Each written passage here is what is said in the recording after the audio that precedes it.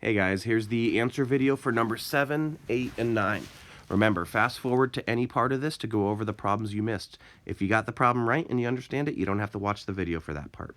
So in this one, the directions say to find the volume or missing dimension of the rectangular prism. And you use this formula, length times width times height. So let's start with number 7. So in number 7, it's a rectangular prism. So to find the volume, we're just going to do length times width times height. So you should write the formula, substitute, and solve. And if you solve that, I think you get 135 cubic yards. Make sure it's cubic yards because it is volume. All right, for number 8, it says a pool has a volume of 2,880 cubic feet of water. So this must be missing dimension because they're giving me the volume. The pool is 12 feet long by 30 feet wide. How deep is the pool?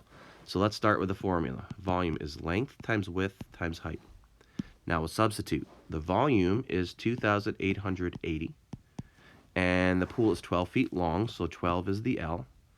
30 feet wide. And it's how deep is it? In other words, what's the height? So we'll keep that H. Now, the next thing we do is we simplify. We do 12 times 30, which is 360. Bring down the times H. Bring down the equals 2,880. Last thing, we're going to solve by dividing by 360.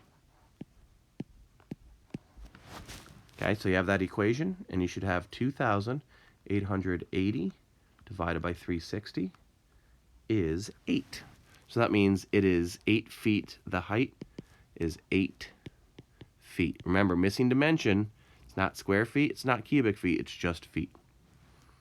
All right, number 9.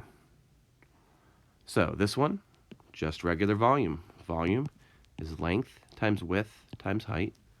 Volume is 20 times 26 times 32. Solve, and you'll get 16,640 cubic feet. All right, so that's it for this video.